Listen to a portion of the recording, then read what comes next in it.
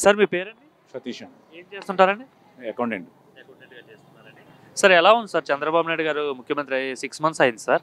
ఈ 6 మంత్స్‌లో ఆయన తీసుకున్న నిర్ణయాలు కావచ్చు, పరిపాలనా విధానం కావచ్చు ఏమనిపిస్తుంది చూస్తుంటే? బాగానే ఉందండి. అంతా మంచి రోలరే కదా అతను. Experienced person. అది ఎక్స్పీరియన్స్ పొలిటీషియన్స్ కాబట్టి బాగానే ఉంది. అంతా బాగానే ఉంది. అంటే గతంతో కంపేర్ చేసుకుంటే ఏమనిపిస్తుంది ఈ 6 నెలలు చూస్తుంటే? కంపారిజన్ అందరూ పబ్లిక్ టాకింగ్ అంతా కూడా వెళ్ళనే చెప్తున్నారు. ఇది మనం చెప్పేది కాదు కదా. అది ముఖ్యంగా అభివృద్ధి ఎలా ఉండబోతుంది అంటారు ఈ 5 ఏళ్లలో? ఎక్స్పెక్టేషన్ ముందు జాబ్ సీకింగ్స్ వస్తున్నారు యూత్ అంతా. వాళ్ళ ఇప్పుడు పేరెంట్స్ కూడా అదే ఆశిస్తారు ఆయన దగ్గర నుంచి. నెక్స్ట్ ఇది అమరావతి క్యాపిటల్ ఒకటి ఎక్స్పెక్ట్ చేస్తున్నారు.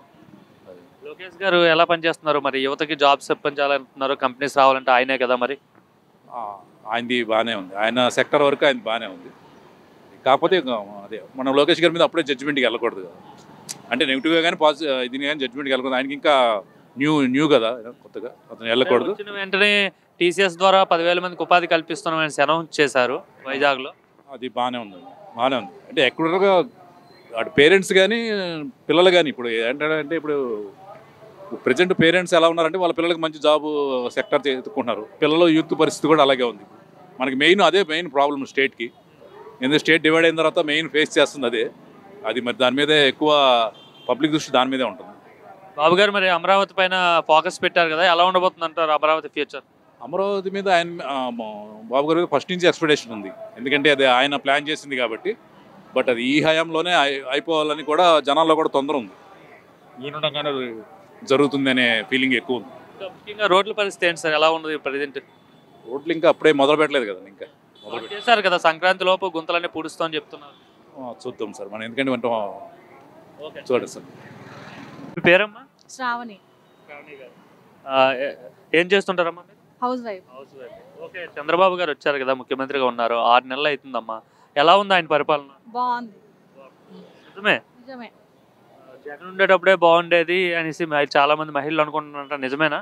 ఏం లేదు, నాకు ఇప్పుడే బాగుంది. అంటే విధంగా రేషన్ కార్డు ఏం రాలేదండి. ఇంకా అప్పుడు ఎన్నిసార్లు ట్రై చేసినా రేషన్ కార్డు అనేది లేదు.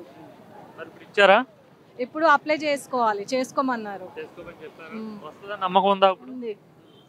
ఏ విధంగా ఈ గవర్నమెంట్ బాగుందని చెప్తున్నారు మీరు? అంటే అందరు చెప్తారు కదా, దానివల్ల నేను చూస్తున్నా కాబట్టి బాగుంది. ఓకే, మీకు మొన్న దీపం ద్వారా గ్యాస్ సిలిండర్లు వచ్చాయా ఫ్రీగా? అకౌంట్లో డబ్బులు పడినాయా? ఏమనిపిస్తుంది? ఇంతకుముందు లేదు కదా ఈ పథకం, కొత్తగా పెట్టారు బాబు గారు. అవును, బాగుంది. అంటే ఓవరాల్గా ఎలా అనిపిస్తుంది మీకు?